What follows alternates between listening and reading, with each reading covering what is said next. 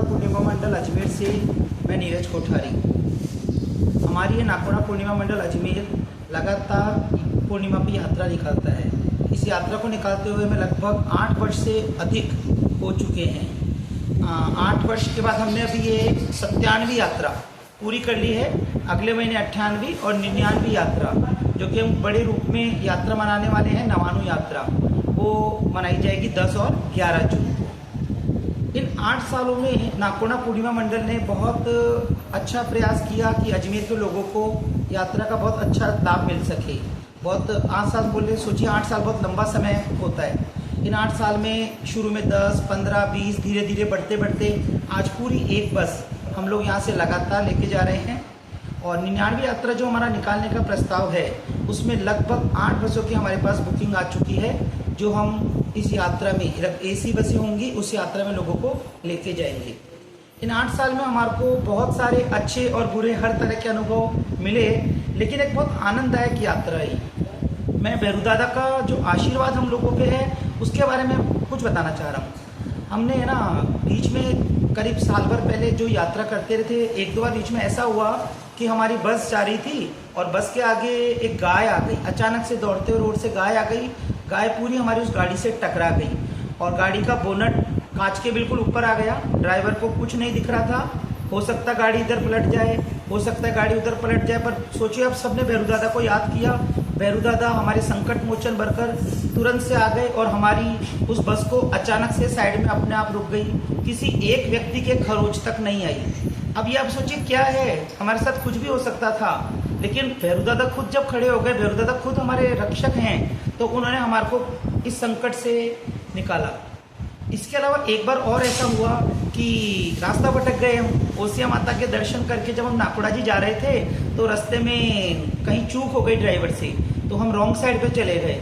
10, 15, 20 kilometre आगे चलने के बाद महसूस हुआ कि ये रास्ता तो नहीं है, और वहाँ से इस स्थिति में ना हम गाड़ी घुमा सकते थे। भैरू दादा ने वहाँ पे हमारे को फिर बचाया। धीरे धीरे हम पीछे निकालते सही रास्ता ढूंढते वापस सही रास्ते पे भैरू दादा ने हमको ला दिया। हुआ क्या कि हम सब यात्री परेशान, मतलब रात के 2 बजे जब आप किसी से पूछ नहीं सकते हो, गूगल की वहाँ से डायरेक्शन सही से आ नहीं रही थी, ऐसे समय काम आया हमारे भैरू दादा। उन भैरू दादा ने हमारे को फिर उस मुसीबत से बचाया।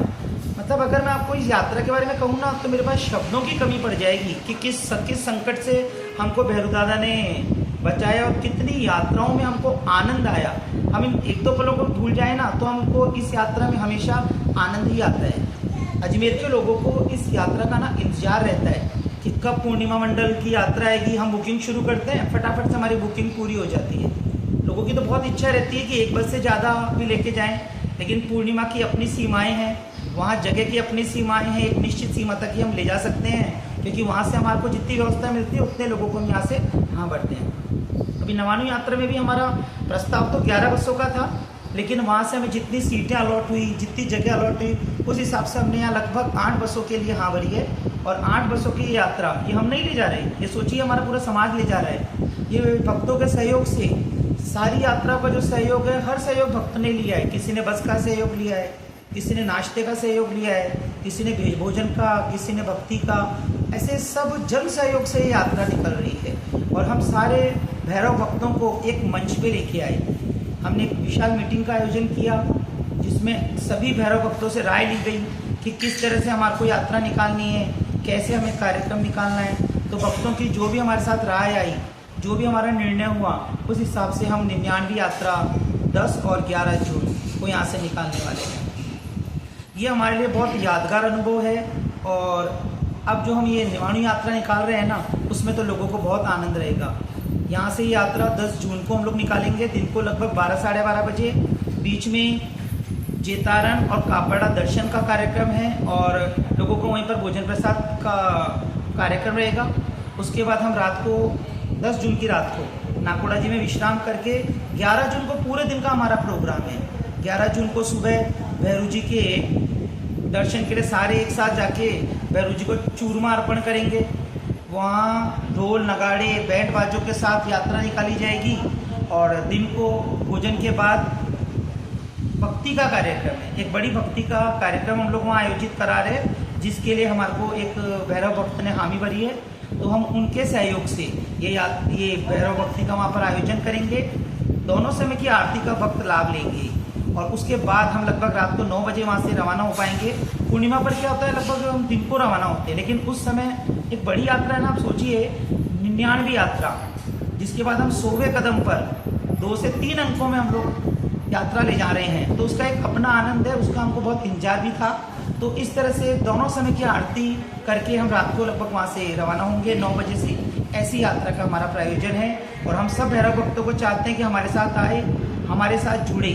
अभी धर्म के प्रति है ना, युवाओं में थोड़ा कम नज़र आता है, मोबाइल और बाकी सारी चीज़ों में तो है, लेकिन हमारी इस यात्रा में आप देखेंगे ना तो बहुत सारे नवयुवा बच्चे सब जुड़ते हैं हमारे साथ और वो भी इस यात्रा का बहुत आनंद लेते हैं। तो हमें बहुत अच्छा लगता है और हम उस समय भी कह रहे हैं कि सारे अजमेर के युवा, आसपास के जितने भी जो चलना चाहे, जितनी हमारी अधिक से अधिक हम ले जा सकते हैं उतना हम पूरी व्यवस्था करेंगे और इस यात्रा का आनंद लें। और अब समाज के लोगों से, भैरव भक्तों से है कि बच्चों को भी धर्म की ओर जोड़ें, क्योंकि भैरू दादा हमारे साथ खड़ा है और भैरू दादा जिनके साथ खड़ा होता है ना, उनके साथ संकट हट जाते हैं। तो ऐसे मंडल के साथ हम जुड़े हुए हैं, हम तो एक कड़ी हैं, बाकी काफ़ी हमारा बड़ा मंडल है जो इस यात्रा को निकालता है।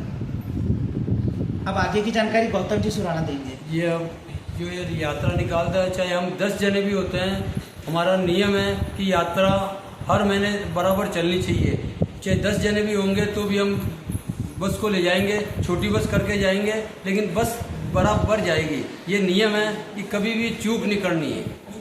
और चाहे कितने भी जने हो, हमारे इसमें मोहित जी गांधी, गौतम सुराना, मनीष जी लोढ़ा और नीरज जी कोठारी, ये हम सभी ज़्यादातर चलते रहते हैं और परमानेंट चलते हैं। और कुणाल जी मेहता, ये हम बराबर किसी भी रूप में कोई ना कोई एक जना जरूर जाएगा जो इस यात्रा के निमित्त चलती रहेगी। और भक्तिभाव रात 10 बजे से भक्तिभाव करते हैं और 2 बजे तक भक्तिभाव बस में चलती रहती है। उसके बाद 2 घंटे रेस्ट हो जाता है, उसके बाद जो फिर नाकोड़ा जी में प्रोग्राम चलता रहता है जो होता है। और ये हमारी एक सबसे बड़ी है कि कोई भी विघ्न आता है बाबा अपने आप दूर करता है। धन्यवाद।